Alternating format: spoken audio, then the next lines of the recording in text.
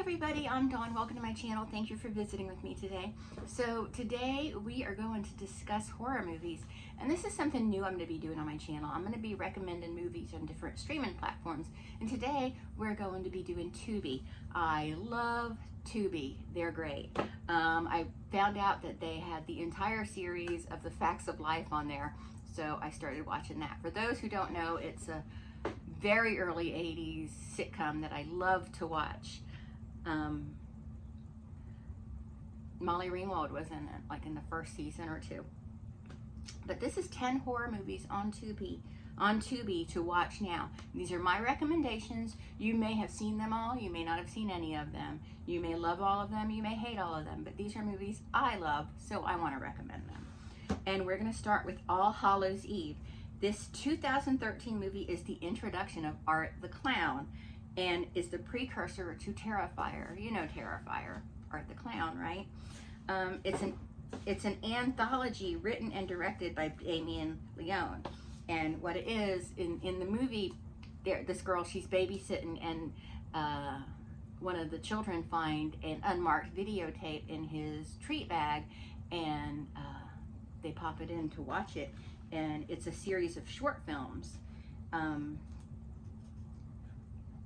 I first saw this late at night when I couldn't sleep, and I was like, oh, I want to watch something. So I decided to watch this. And for some reason, I remember it not coming through perfectly or something, but I still watched it. And I'm not afraid of clowns. See, I know a lot of people are afraid of clowns, and they assume I'm afraid of clowns, which I don't know why people assume I'm afraid of clowns. I'm just not afraid of them. But this movie is very creepy to me. And Art isn't even the creepiest part. He's just kind of gross. But yeah, I highly recommend it. It's really good. I love anthologies.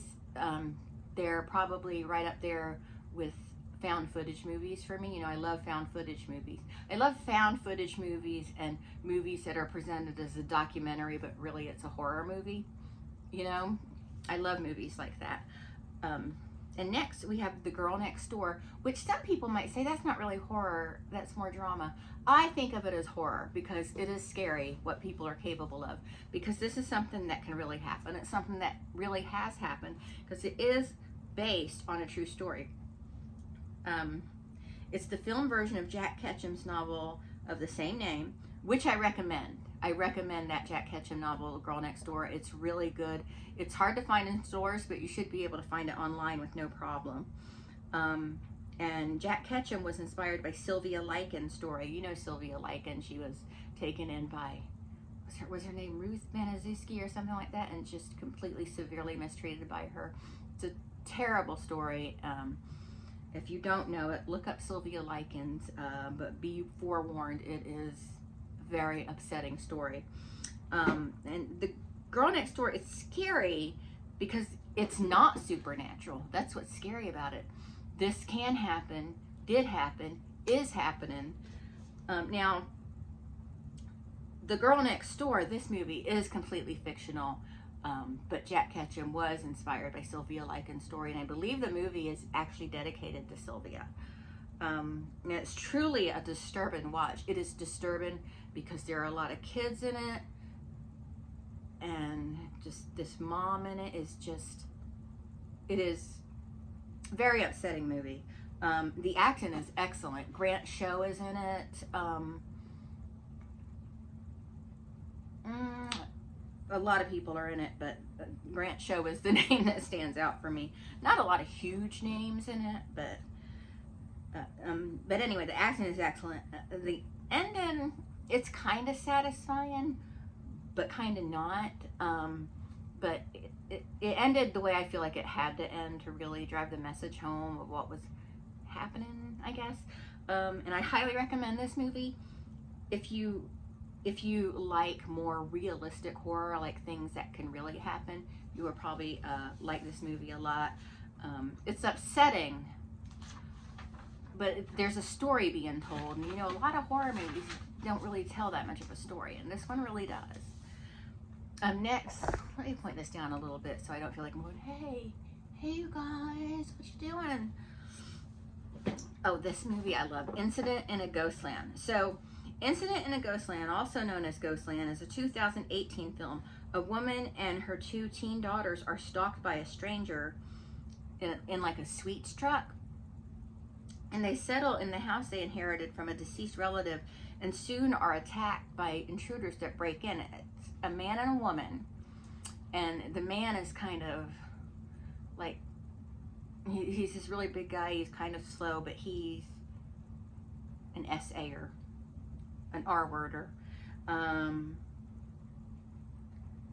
And there's twists and turns, but not in the mystery kind of way. It's a twist and turns of the mind, I would say. But that's all I'm going to tell you because I don't want to ruin it, but it is very good. It is very good. If you like horror, I think you'll like this one. To me, it's what I would describe as atmospheric. I don't know if this movie is what people mean when they say atmospheric, but to me, it's atmospheric. It relies a lot on the atmosphere, and it's a wonderfully done horror movie.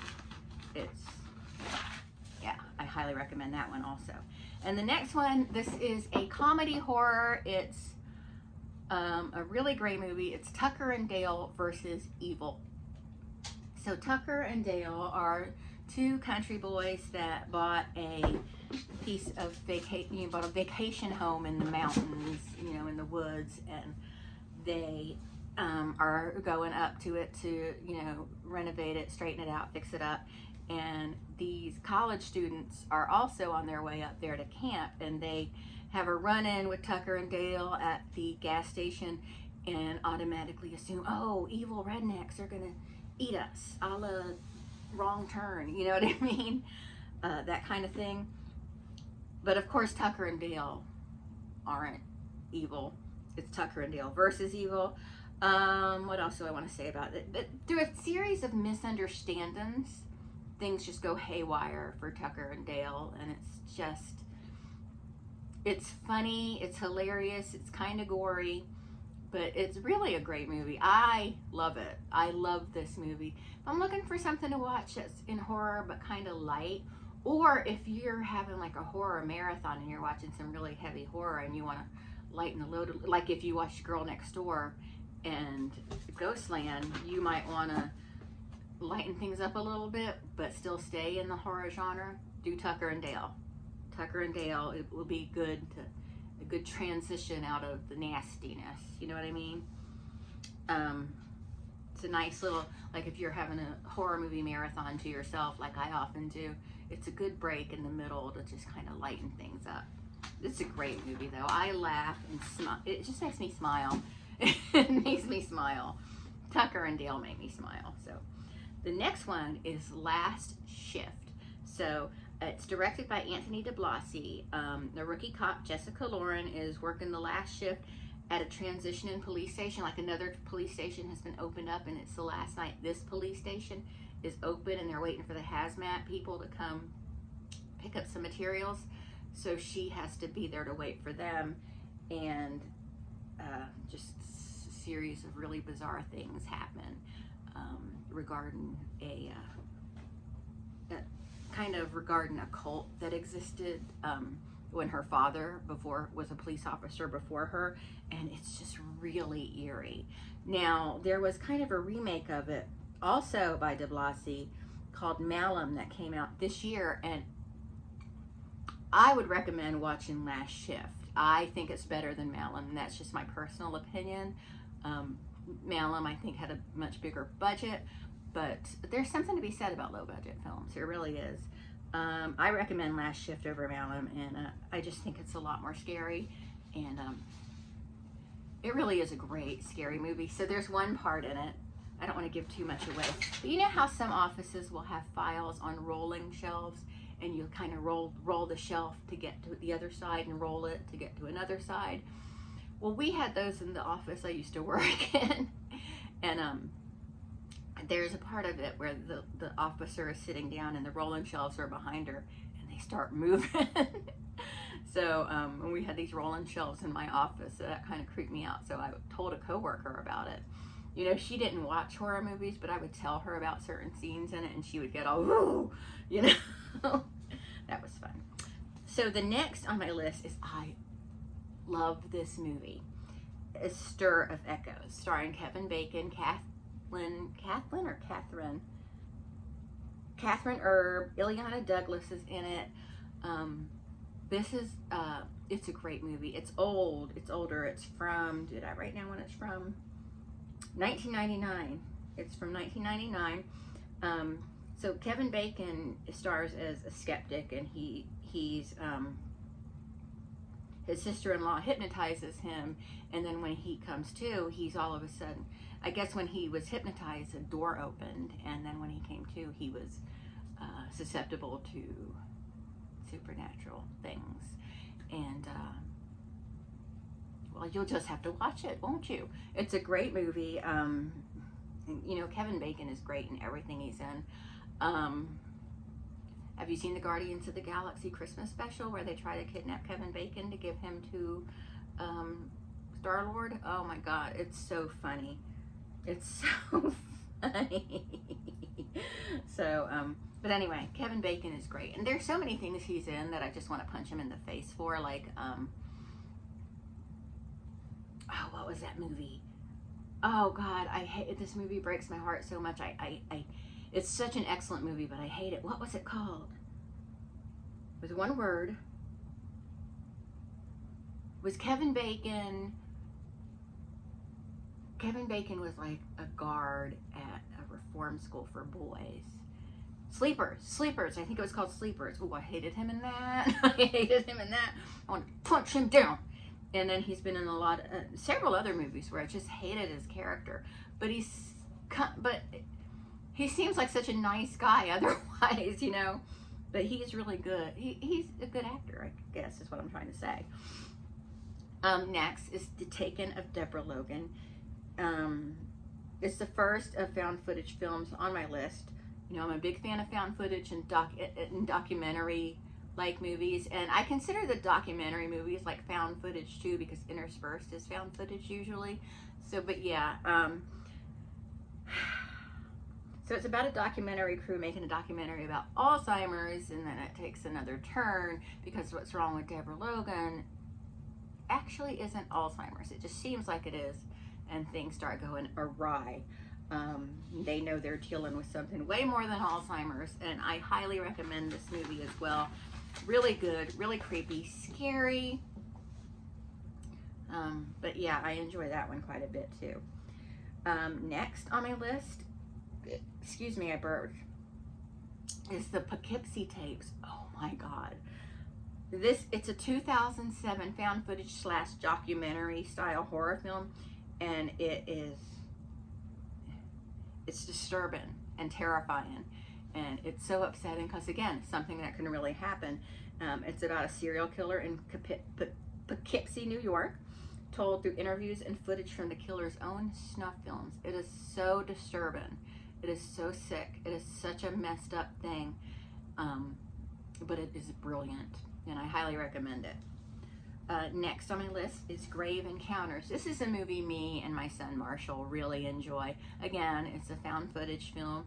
It's really great. It's a 2011 Canadian-American supernatural horror film that's meant to lead the viewer to believe it's a true story, which obviously it isn't. The actors have moved on to be in other things. The lead guy was in at least one episode of Supernatural.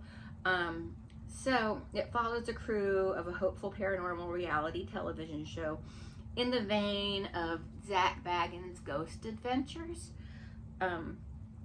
They lock themselves in an old, closed-down psychiatric hospital said to be haunted. Think something like Waverly Hill Sanatorium. While investigating, and remember, they're locked inside, things go horribly wrong, and it's great. They can't get out, and it's just, there's one guy in it who was in the band, was it Low Shoulder in Jennifer's Body, and there's another guy in it who's been in Riverdale and a couple other things. So yeah, I highly recommend that one. And the last one on my list is this. I know I love this movie, but this is one of my favorite movies of all time, not just horror. I watched this movie one day. I think I was on, like, flipping through Amazon, but this is on Tubi now. And I was like, what am I going to watch? And I'm like, oh, okay, I'll watch these losers film a movie on their iPhone, assuming that's what it was. And it wasn't. It was brilliant. It's Hell House, or Hell House LLC. This is one of my all-time favorite movies. It's so well done. Low budget, but so well done. It's a group of haunters that run a haunted house in New York, I think in the city, and they bought this, or the lead guy bought this place called the Abaddon Hotel, which was a shut down, abandoned building, to turn it into their hell house. And obviously things go wrong. There's video footage of things happening while they're getting ready for the haunt, and then on opening night, things just go horribly wrong. And it's told like a documentary with interviews, and it's just great. 2 very enthusiastic thumbs up for this. As well as the sequels. Like if you watch Hell House LLC, watch the other 2. There's something else coming out about it. Follow them on Facebook. It's just a great ride. Like the sequels aren't as good, but they're an important part of the story. Let's see. That's it. That's the end. So those are my recommendations for Tubi. I hope you watch them. I hope you come back and tell me what you thought of them. If you've seen any of these movies, let me know what you think in the comments. Kindly. Don't be rude. Don't be naughty. But yeah, next I think I'm going to do Amazon horror movies, and we'll just keep visiting this subject. I'll have a different background. I'm going to use this background still for some things, but I'm going to set up my horror movie discussions in my bedroom, where I have all my horror boogity-doo stuff, so I can set up a filming area more in tune with the theme of the video. But for right now, you got to get the shiny pink background. But anyway, thank you so much for watching. I hope you enjoyed this. Please come back and visit me again. Subscribe if you haven't already. Leave a comment, all that good stuff. I appreciate you. Bye.